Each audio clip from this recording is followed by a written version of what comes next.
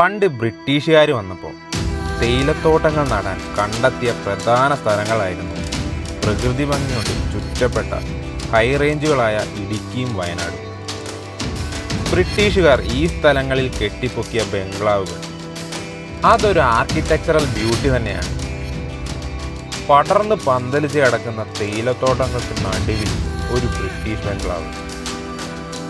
മിക്കവാറും ഏതെങ്കിലും മലകളുടെ മുകളിലായിരിക്കും ഈ ബംഗ്ലാവ്. അവിടെ നിന്ന് നോക്കിയാൽ ഏരിയ മൊത്തം കാണുന്നവരുണ്ട്. മേപ്പാടിയിലുള്ള ഒരു ബ്രിട്ടീഷ് ബംഗ്ലാവിലേക്കാണ് ഇന്നത്തെ നമ്മുടെ യാത്ര. കൂടെ ഒരു ബോണസ് സ്പോട്ട് കൂടിയുണ്ട്. നല്ല കിഡിലൻ ഒരു ഓഫ് റോഡാണ്. കൊളുക്കുമലയിലേക്ക് കയറിപ്പോയ പോലത്തെ ഒരു വരുന്നുണ്ടല്ലേ. താഴോട്ട് നോക്കിയാൽ കാണാം തേയിലത്തോട്ടത്തിൻ്റെ ഉള്ളിൽ കൂടി കയറി വന്ന വഴി. എടാ നമ്മളിപ്പോൾ എങ്ങോട്ടാ പോണേ? ബ്രിട്ടീഷ് ബംഗ്ലാവ്. വയനാട്ടിലെ ഫസ്റ്റ് ഒന്നും എനിക്കറിയത്തില്ല. 1941 മെയ്ഡ്. അതിന് മുന്നേ എന്തൊക്കെ ഉണ്ടായിരുന്നു. അവിടെ ഒരു സായിപ്പിൻ്റെ കല്ലറയുണ്ട്. കുഴപ്പമില്ല. താഴെ ഒരു കല്ലറയുണ്ട്. ഇവിടെ ഉണ്ടാക്കിയ പുള്ളീൻ്റെ കല്ലറയാണ് താഴെയുള്ളത്. പോകുമ്പോൾ നോക്കാം അല്ലേ. 1875. അതിന് പ്രേതമൊക്കെ ഇവിടെ ഉണ്ടെന്ന് പറഞ്ഞു. ടെറർ ഏരിയയിലായിട്ടാണ് പോയിക്കൊണ്ടിരിക്കുന്നത്. ബൈക്ക് എടുക്കാത്ത എന്താ? ആനയുള്ളതുകൊണ്ട്. ഇവിടെ എത്തുമ്പോൾ ആനനെ കണ്ടു കഴിഞ്ഞാൽ സീനല്ലേ. യെസ്. ഇവിടെ നിന്ന് എങ്ങനെ തിരിച്ചു പോകും? ഒറ്റയടിക്ക് തിരിക്കാനൊരു രക്ഷയുണ്ടാക്കും. ഇതോ ഇത് എക്സ്പേർട്ട് പറയുന്നത് എന്താ?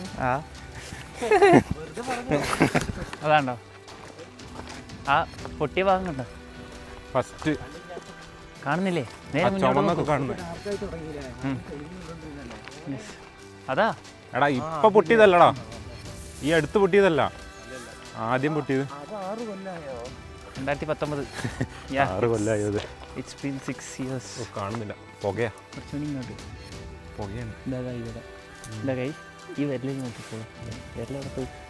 ഇവിടെ അവിടെയാണ് ആദ്യമായിട്ടല്ല, ഈ 6 വർഷം മുമ്പ് പുത്തൂമല ഉരുൾപൊട്ടൽ എന്ന് പറഞ്ഞ് ഉരുൾപൊട്ടി വന്നതിൻ്റെ സ്റ്റാർട്ടിങ് പോയിൻ്റാണ് ഇപ്പോൾ നമ്മൾ കണ്ടത്.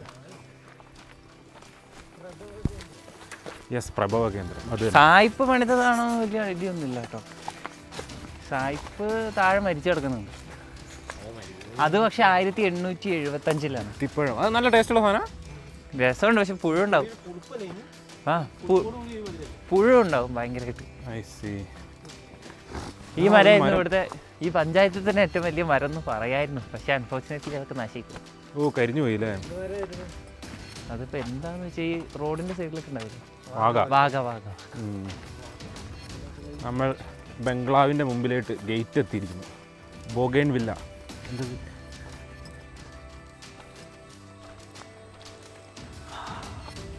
പ്രേതാലയം. ഇതൊക്കെ അണ്ണം തകർത്തിട്ട് പോയതാണ്. ഈ ബംഗ്ലാവിന്റെ ദർശനം പടിഞ്ഞാറ്.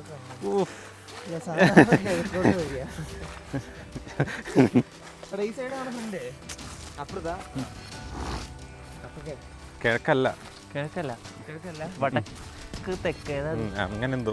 വീണ്ടും ആനപ്പിണ്ടം. ഇത് കുറച്ച് ഓൾഡ് ആണ്. ഇത് ഞങ്ങൾ അന്ന് വന്നപ്പോ ഉണ്ട്. ആരെല്ലാം ഇറങ്ങി ഓടുന്നുണ്ടോ നോക്കിക്കോട്ടോ.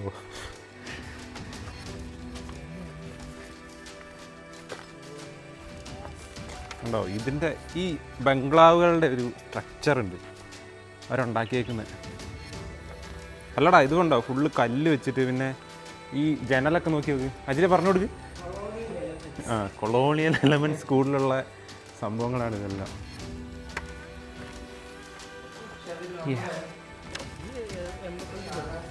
ഇത് 1941. ഈ പറയുന്ന കേൾക്കൂല. അവൻ പറയുന്നതായിരിക്കും കേൾക്കുന്നത്.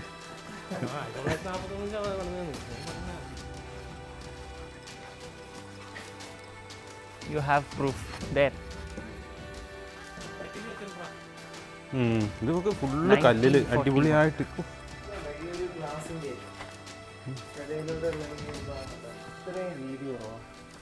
ഇപ്പൊ നമ്മൾ പണിയാണേല്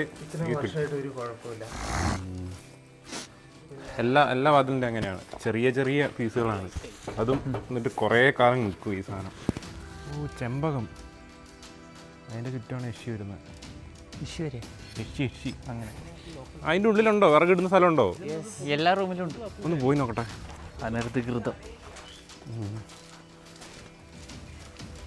ഇതാ ചിമ്മി സാധനം കത്തിക്കുന്നത്. വീടുണ്ടാക്കുമ്പോൾ ഇങ്ങനത്തെ ഏരിയ ഉണ്ടാക്കണം എന്ന് പറഞ്ഞത്.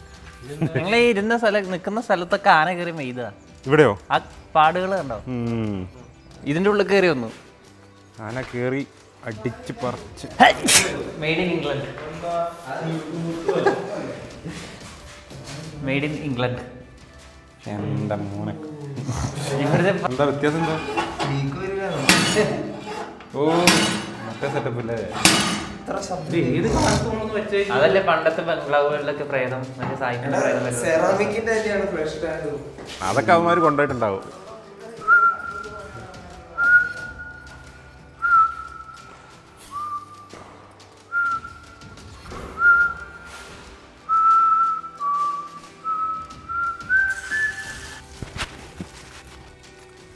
തൊട്ടപ്പേക്കും പോന്നോ? ഇതിന് മുമ്പ് പോന്നിട്ട്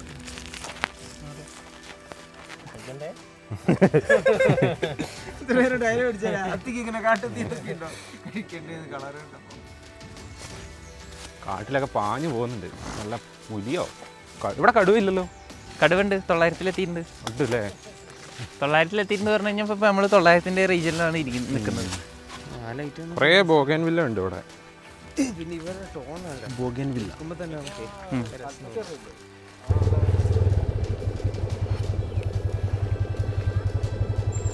നമുക്ക് ഫ്രണ്ടിൽ പോവായിരുന്നു. ഇല്ല കുഴപ്പമില്ല, ചെറുതായിട്ടില്ലേ?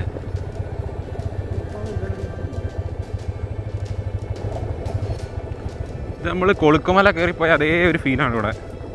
താഴോട്ട് നോക്കുമ്പോൾ ഫുള്ള് തേയിലത്തോട്ടവും ഇടയ്ക്കൂടെ വഴി. അതിലെ ഫുള്ള് ജീപ്പിൽ വരുമായിരുന്നു. ഇവിടെ അടുത്തുള്ള ഒരു വെള്ളച്ചാട്ടത്തിലേക്ക് പോയിക്കൊണ്ടിരിക്കുകയാണ്. ഇവിടുന്ന് തന്നെ കാണാൻ നല്ല രസമുണ്ട്. അവിടെ പോയാൽ എന്താ അവസ്ഥ നോക്കാം നമുക്ക്.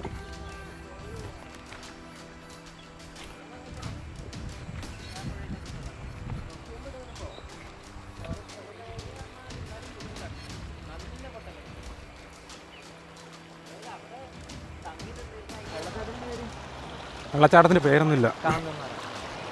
കാന്തമ്പാറ എവിടെയാ? ആ ആ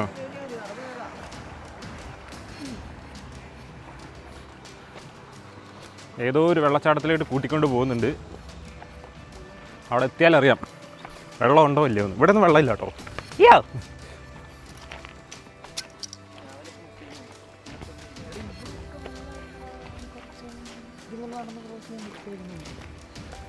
ഇവിടെ കിട്ടുപോലെ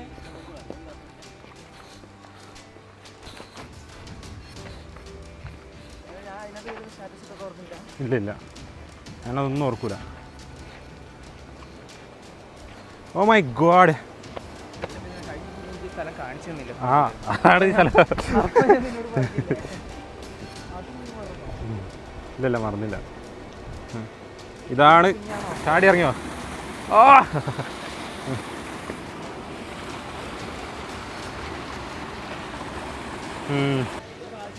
നല്ല കാഴ്ച ഉണ്ടാവും ഇവിടെ.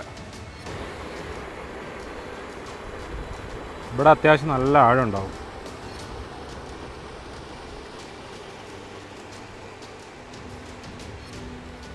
ഇനിയും താഴോട്ട് പോകാണ്ട് നമുക്ക് കുറച്ചുകൂടെ താഴോട്ട് പോയി കഴിഞ്ഞാൽ വലിയ വെള്ളച്ചാട്ടം ഉണ്ടെന്നാണ് പറഞ്ഞത്.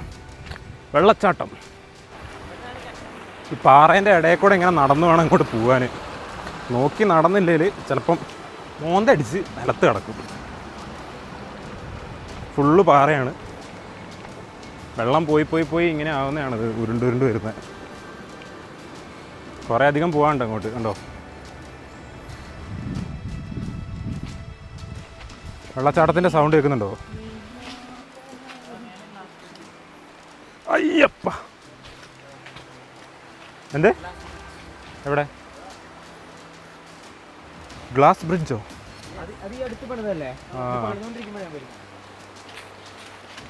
Glass bridge. ഇത് ഏത് റിസോർട്ടിൻ്റെയാ? ഏത് റിസോർട്ടിൻ്റെയാ?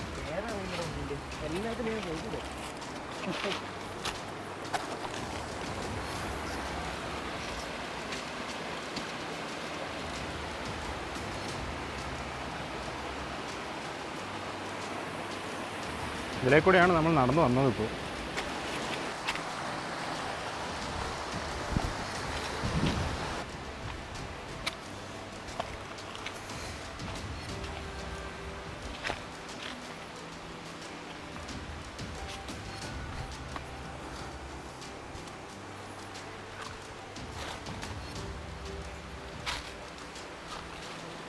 അതിവിദഗ്ധമായി ഇറങ്ങുന്നുണ്ട്. Oh my God.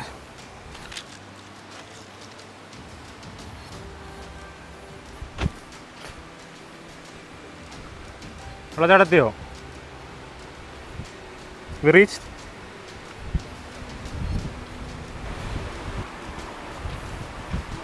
അങ്ങനെ ഫൈനലി വെള്ളച്ചാട്ടത്തിൻ്റെ അവിടെ എത്തി.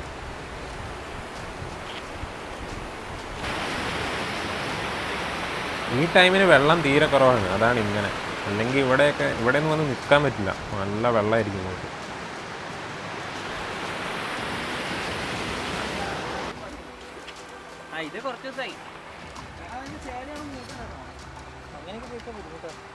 എന്തോ ഒരു സാധനം പോയിട്ടുണ്ട് ഇവിടുന്ന്. മൂർഖം തന്നെ. എന്നാ ഇവിടെ എവിടെയെങ്കിലും ഉണ്ടാവും.